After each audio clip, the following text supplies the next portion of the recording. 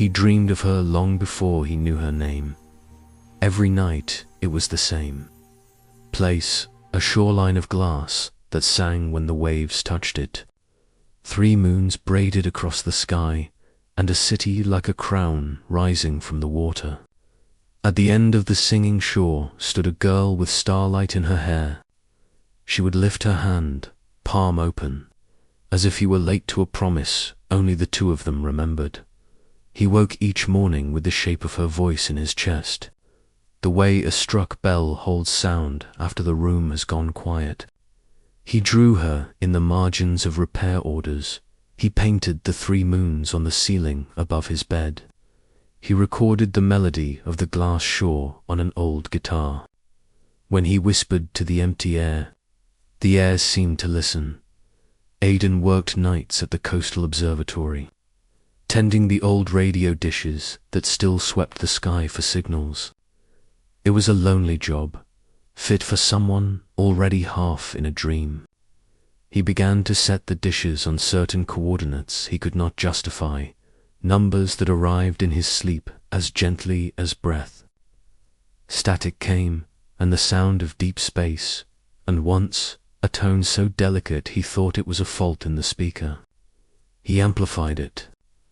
It was not a fault. It was a voice, not in words. In feeling, a tone the shape of welcome, the shape of the open palm. Can you hear me? He asked the dish, foolish and bare. The tone leaned brighter. The lights on the console rose, as if the voice had found a home. From then on, his nights belonged to the sky. He slept at the console and dreamed at the shoreline. He walked to work under the ordinary sun and returned at dusk to a different gravity. He told himself he was not in love with a dream. He told himself many careful, practical things. They all fell away the first time he heard her speak. My name is Sirai. He did not hear it with his ears. He felt it climb the ladder of his bones like a warmth that had been traveling a long time. He said his name aloud anyway, because saying names aloud makes them real. Aidan. The 3 moons tilted in the sky as if listening. Each night became a corridor. He would pass through monitors and metal doors, and then step through the last door and find himself barefoot on the singing shore. Sarai would be there, cloaked in mist like a veil, her skin a pale blue that gathered the light and returned it softly. Her eyes held horizons. When she smiled, it felt like a sunrise that remembered it had once been a star. What is your world called? He asked Illyria. She said, we live on water raised into cities, and we read the tides the way you read books. Our crowns are made of songs, and my mother says I was born with one in my throat. You're a princess, he said, surprised by how natural the word felt. Not because of a title, she said, because of what I must learn to keep safe. He learned her laughter, which sounded like silver pebbles rolling in clear tide pools. He learned the way her hair shifted with the phases of the moons, bright on full nights, darker on nights when the moons slept thin. He learned that her people braided meaning into light, that the glass shores were not glass at all, but grown crystal shaped by generations of singers. He learned that dreaming with him came at a cost. They would not approve. She said one night as the waves hummed a minor key, our bond is a bridge. Bridges invite travelers. Not all travelers are kind. I only know one traveler, he said, and she is. She smiled. Then it is worth it. On Earth, he stopped pretending it was only dreams. He rewired a dormant array and built a device the size of a book, ringed with sensors tuned to his sleep patterns. He started calling the tone by its truest name, Sirai, when he slept while the device hummed. The shore appeared so sharply he could count the facets in each singing stone, he asked. One night when the moons stood like witnesses, Why did you come to me?" "I didn't," she said. "You came to me. You were very far away and very quiet, and then you were very near, like the tide inside my chest had found the place it wanted to go." The dream world began to gather details the way snow gathers on a branch. He could feel the temperature change when the ocean wind lifted. He could taste the salt of Illyria, and Sarai began to ask about the smallest human things. Why bread must be broken to be shared, why certain songs make people cry, why some flowers open only when no one is watching.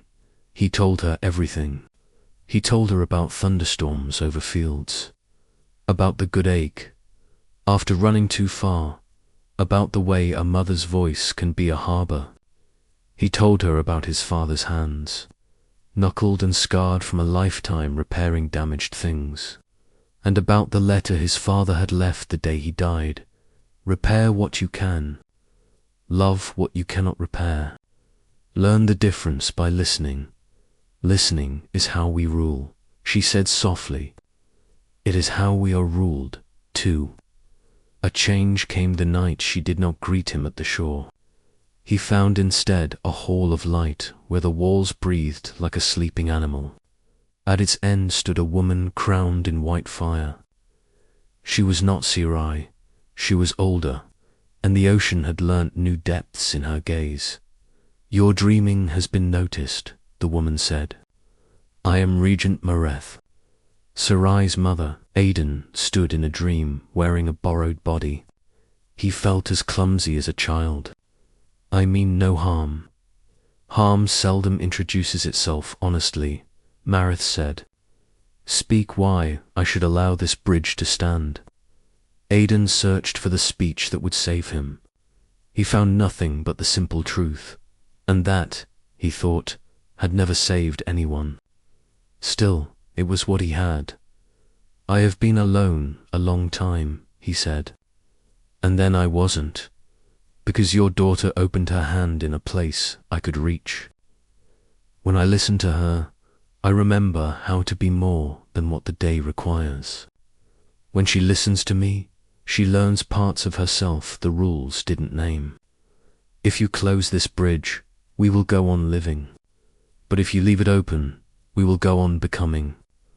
I think your world needs what it already is. I think mine needs what it could be." Mareth's eyes did not soften.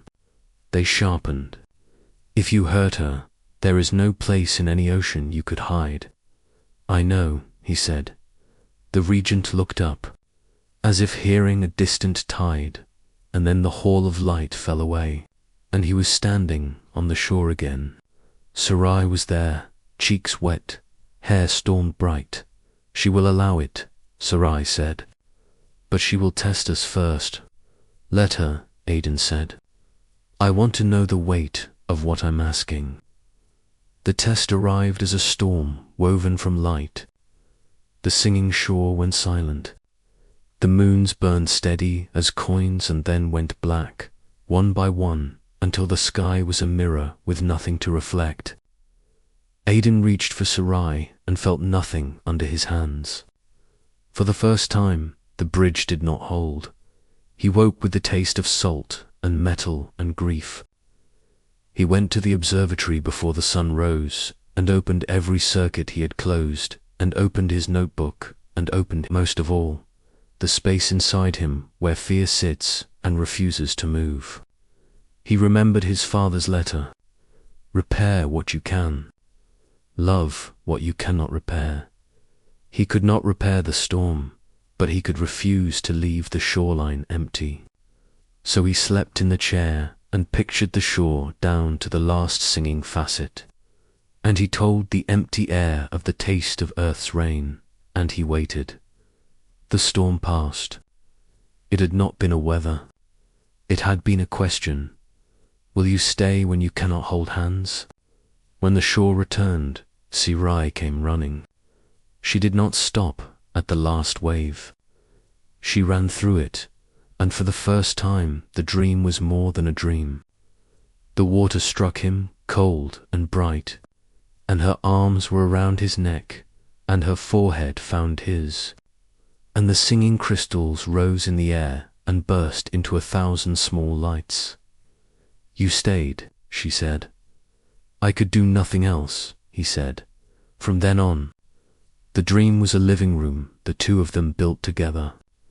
They furnished it with stories and little rituals, counting the moons as they rose, pressing their palms together until warmth braided across their skin, sharing, on certain nights, the memories that had shaped them.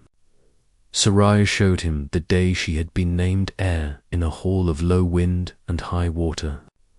He showed her the day he had held his father's hand through the last snow. Pain became part of the furniture, not a guest who overstayed. Their bond had consequences on Illyria. Sarai's counselors called it a distraction. Some called it treachery. A few called it a miracle. When word spread that the tidal engines the city's great heart pumps that sang the ocean into its protective walls had begun to fail, the first group said, "See, she is not attending to her duty." The second said, "The stranger steals our strength." Only the last group asked a better question. What if the failure and the stranger are the same event in a different key? Sarai brought Aidan to the engines in a dream. He found himself standing inside a cathedral that smelled of salt and thunderstorms. Towers rose around him, each carved with spirals that caught the voice of the sea and returned it, tuned to the city's foundations. The spirals were out of sequence, like a choir half asleep. "Resonance drift," Aidan said, without meaning to. He ran his hand over the nearest tower and felt the hair on his arms lift. "You're fighting your own echo." "Can you fix it?" Sarai asked. He thought of his father again, of the way the old man would lay his palm on an engine and close his eyes like a priest. "We can listen to what it asks for." He tuned the towers the way he would tune a guitar brought in from winter. He loosened what was too tight and tightened what was too loose. Sarai stood with him and sang, not loudly, but precisely, and the city's bones answered. When the sequence found itself, the floor trembled like a heart that had remembered its name. When they finished, the seaside against the walls and settled. The counselors were not there to see it. But Regent Marith was. She had watched from the high gallery, hands on the rail, shoulders set. When the trembling ceased, she descended the stairs and stopped 2 steps above them so she could look into both their faces at once. "You repaired what you could," she said to Aidan, then to Sarai, "and you loved what you could not." She paused, and for the first time Aidan heard the mother in the regent's voice instead of the crown. "Illyria is old," she said. "What it needs now is not an heir who repeats us, but one who can hear what we are becoming. Let the bridge stand." The months after that blossomed like a tide-pool garden. Aidan learned the formal names for the songs he had only guessed at. Sarai learned the names for the parts of a wrench and the virtue of patient pressure. He stood with her on the coronation platform. When she accepted the crown, not as a metal weight, but as a melody she promised to carry.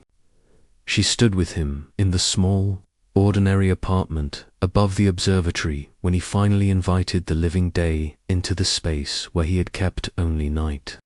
The dream was no longer the only bridge. The regent opened a formal relay, a corridor of light anchored to the array Aidan had taught to listen.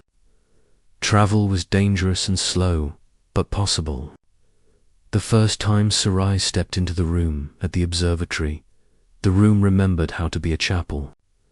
Aidan could not speak for a time. He put his forehead against hers and closed his eyes. In the silence, the 2 worlds drew breath together. They walked the earth's coast and laughed at gulls. Sarai stood at the ocean's edge and tasted the water and said, "Your salt is reckless, and Aidan said, "So are we," and she agreed. They lay under a sky with one moon and learned that one can be enough if you love it properly. He placed his father's letter in her hands. She folded it as if it were a vow and returned it to his pocket with 2 fingers pressed over his heart. On Illyria, they danced at the high festival where the city lowered itself to kiss the sea. Aidan learned to step the water's tempo. Sarai learned to trip on nothing and laugh at her own stumble with a grace that made the elders love her more. On a quiet night between celebrations, she led him to the singing shore where they had met. "You know why we begin and end here," she said. "Because beginnings and endings are the same shape," he said, and she smiled because he had learned her language. "Stay," she said, sudden as weather, "not just in dreams. Stay." He thought of the miles of air that had learned his breath, of the radio dishes he had taught to listen, of the ordinary human griefs that had shaped him into someone gentle. He thought of the way the floor of the tidal engine chamber had shaken when it remembered its name. "Love what you cannot repair." "I can stay," he said, and the truth of it filled him, not as a cutting, but as a relief. "I can stay sometimes, and I will go sometimes, and both will be home." Sarai exhaled a laugh that trembled. "To homes," she said. "To skies. I can live inside that." They built a life that moved like the tides, in, out, return. On Earth, they sat on the observatory roof and counted satellites changing color at dusk. On Illyria, they lay on the jetty and counted moons changing the tides by humming. They wrote letters even when they were together, because words addressed endured differently than words shared, and they wanted both kinds. They invented holidays that belonged to neither world and both. Years passed with their own swift gentleness. Some nights the bridge faltered. On those nights, Aidan would play the melody of the glass shore on his guitar, and Sarai, sitting by a balcony open to the sea, would hum a weather that only the 2 of them knew, and the bridge would remember. When they argued like people who trust the house they live in. When they feared like people who know the sea can be kind and can be otherwise and is still the sea. When they loved without an audience and without apology.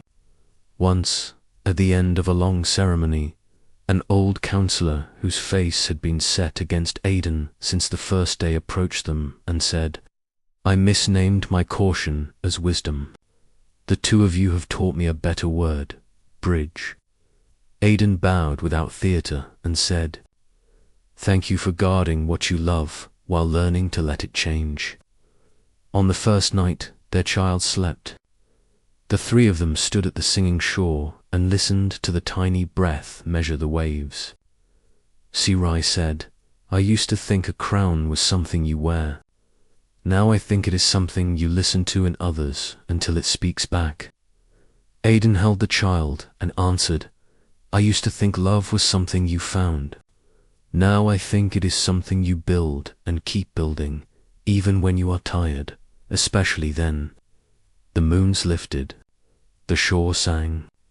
The city glowed like a patient heart. Aidan remembered the first dream, the open palm, the ache of waking. He looked at Sarai, whose hair had learned new shades, whose eyes held in them 1,000 shores he had not yet walked. He felt the old ache, and then it softened into its truest name. "Home," said the ache. He kissed her. It was a simple kiss, the kind that knows the weight of groceries and the price of calm, the kind that outlives festivals and storms. It tasted like salt from 2 seas that had decided to be one ocean whenever they could.